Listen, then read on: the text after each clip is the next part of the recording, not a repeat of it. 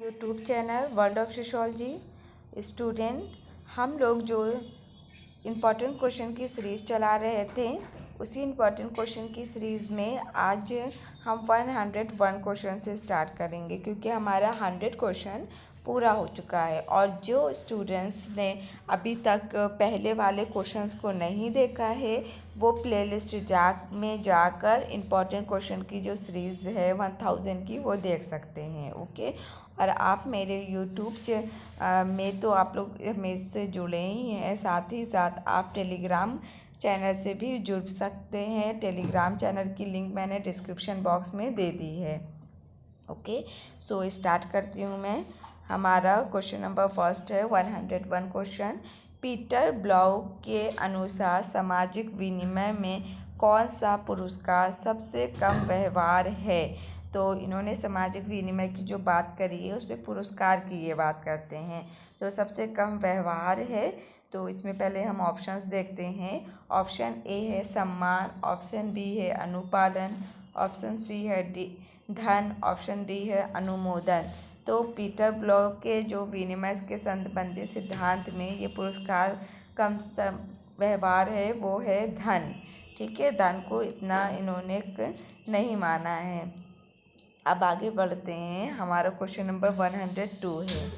प्रघटना विज्ञान की परिभाषा में निम्नलिखित में से कौन सा तत्व निहित है? प्रघटना विज्ञान की परिभाषा में यहाँ पे पूछा गया है, तो उसमें हम ऑप्शंस देखते हैं। जीवन जगत, अंतर आत्मपरकता, प्राकृतिक मनोवृत्तियाँ, डी उपरोक्त सभी। तो यहाँ पे हमारा जो फिनोमिनोलॉजी की डिफिनेशन में अगर हम देखें जो ऑप्शंस दिया हुआ है उसके अकॉर्डिंग जीवन जगत होगा हमारा। ठीक है, ये निहित है इसके तत्व। जीवन जगत आप लोगों को मैंने पढ़ाया है सोशल वर्ल्ड लाइफ वर्ल्ड की बात, तो इतना रिमेंबर होंगी आप लोग। आगे बढ़ते हैं। Question number 103। क्वेश्चन नंबर 103 है हमारा, निम्नलिखित में से कौन प्रतीकात्मक अंतःक्रियावाद के अध्ययन से संबंध है? प्रतीकात्मक अंतःक्रियावाद से, ठीक है, सिंबॉलिक इंटरैक्शनिज्म की बात हो रही है। तो ऑप्शंस पहले हम देखते हैं यहाँ पर। Spencer, marks, bloomer, Comte. ठीक है, तो सिंबॉलिक इंटरैक्शनिज्म वर्ड का यूज़ किसने किया था? सर्वप्रथम। मैंने आपको पढ़ाया हुआ है, जल्दी से कमेंट बॉक्स में कमेंट करिए। वैसे इसका राइट ऑप्शन होगा हमारा आंसर ब्लूमर। ओके, अब आगे बढ़ते हैं। क्वेश्चन नंबर 104 है। प्रतीकात्मक अंतःक्रियावादी सिद्धांतकारों में निम्नलिखित में से किसने आई एंड मी सिद्धांत को प्रतिपादित किया? आई और मी की थ्योरी किसकी है ये हमें बताना है। तो बहुत इजी क्वेश्चन है ये, जल्दी से आप लोग कमेंट करके बताइए इसका right answer. George H Mead, Erving Goffman और हैं हमारे James Coleman, Herbert Blumer. I me self की थ्योरी किसने दी थी? आप लोग जानती हैं ये सिंबॉलिक इंटरैक्शनिस्ट में आई मी सेल्फ की थ्योरी हमारे जॉर्ज हर्बर्ट मीड ने दी थी। राइट आंसर हमारा ए होगा। ओके, आगे बढ़ते हैं इसी सीरीज में। अब हम क्वेश्चन नंबर 105। प्रतिदिन के जीवन में अंतः आत्मनिष्ठ चेतना निम्नलिखित के मुख्य केंद्र का क्षेत्र है। तो रोजमर्रा के जीवन में अंतः आत्मनिष्ठ चेतना की बात है यहाँ पर, तो उसको हम देखते हैं। पहले क्या क्या दिया हुआ है ऑप्शंस में हमारे? सांस्कृतिक बहुवाद, व्यवहारिक, प्रवृत्ति परक, मानव परिस्थितिकी व्यय।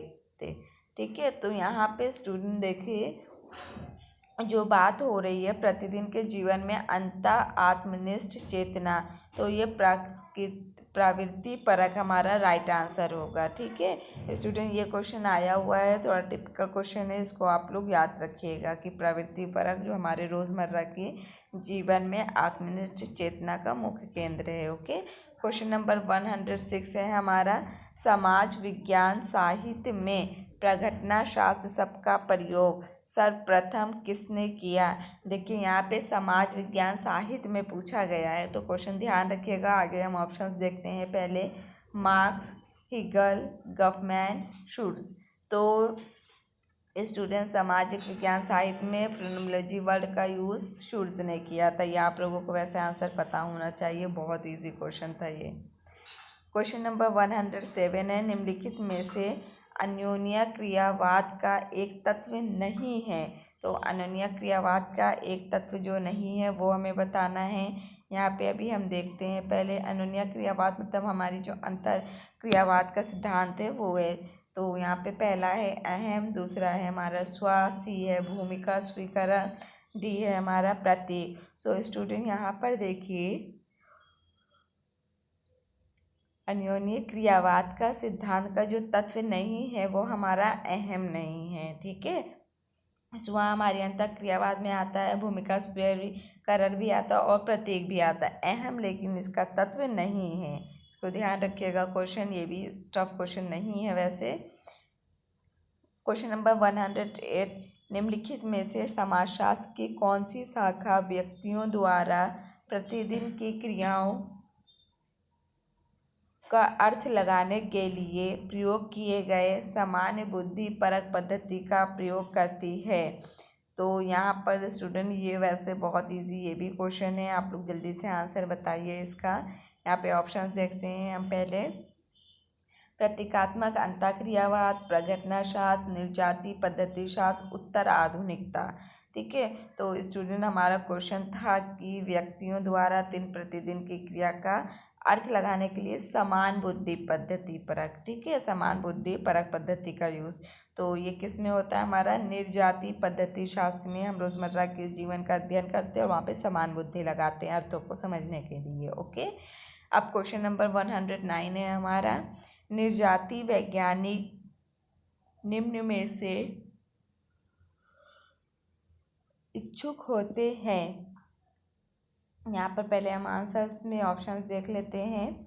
सूक्ष्म संरचनाएं, ना तो सूक्ष्म और ना ही दीर्घ प्रणाली, दीर्घ संरचनाएं, कला पूर्व प्रणालियाँ जो दोनों प्रकार की संरचनाएं बनाती हैं।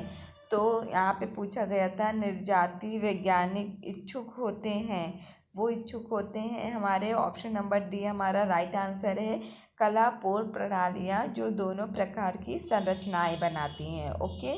अब नेक्स्ट क्वेश्चन देखते हैं हम, क्वेश्चन नंबर 110, निम्नलिखित में से कौन सा परिपेय समाज के सदस्यों द्वारा अपने दिन प्रतिदिन के जीवन का अर्थ समझने के लिए प्रयुक्त पद्धतियों पर ध्यान केंद्रित करता है। तो ये उसी टाइप का क्वेश्चन है जो अभी हमने करके गए हैं। आगे देखते हैं, प्रघटना विज्ञान इसके ऑप्शन में है, व्यवहारवाद है, प्रतीकात्मक अंतःक्रियावाद है और हमारा निर्जातीय प्रणाली विज्ञान है, मीन्स इथनो मेथोडोलॉजी। तो अभी हमने इसी टाइप का एक क्वेश्चन किया था, थोड़ा सा डिफरेंस क्वेश्चन था लेकिन आंसर हमारा उसमें क्या था, हमारा निर्जातीय वैज्ञानिक पद्धति हमारा इथनो मेथोडोलॉजी था। तो यहाँ पे भी दिन प्रतिदिन की क्रियाओं की बात हो रही है, उसका अर्थ लगाने के लिए हम पद्धतियों पर ध्यान केंद्रित करते हैं। इसका राइट आंसर होगा हमारा जो है वो निर्जातीय प्रणाली विज्ञान, ठीक है। अब क्वेश्चन नंबर 11 है हमारा, किसने प्रतीकात्मक अंतःक्रियाबोध शब्द का चित्रण किया, किसने किया था। मैंने ये क्वेश्चन आप लोगों को कराया हुआ है स्टूडेंट, तो आप लोग इसका आंसर जल्दी से कमेंट बॉक्स में कमेंट करिए। हमारे ऑप्शंस में हैं हर्बर्ट ब्लूमर, इरविंग गॉफमैन, मैनफोर्ड कुन और ई हुर्सल। तो स्टूडेंट यहाँ पे देखिए प्रतीकात्मक अंतःक्रियावाद शब्द को किसने हम लोगों के सामने प्रस्तुत किया था, उसका चित्रण, वो है हमारे ब्लूमर, हर्बर्ट ब्लूमर। आंसर हमारा होगा option number A, okay. Next question है क्वेश्चन नंबर 112, वह क्षेत्रीय ज्ञान जिसके अंतर्गत जन सामान्य को उसी रूप में ज्ञान उपलब्ध कराना है जिस प्रकार वह स्वयं किसी भी वस्तु के बारे में समान ज्ञान प्राप्त करता है। देखिए अगर इसको आप लोग कायदे से पढ़ें तो आप लोगों को इसका आंसर समझ में आ जाएगा और आप लोग इसको पढ़ के जल्दी से कमेंट बॉक्स में कमेंट करिए। अभी भी हम इसका क्वेश्चन कर चुके हैं इसी टाइप का। तो ऑप्शंस में हमारे दिया गया है प्रतीकात्मक अंतःक्रियावाद, प्रघटनावाद, निर्जातीय पद्धति शास्त्र, द्वंद्वात्मक पद विधि, ठीक है।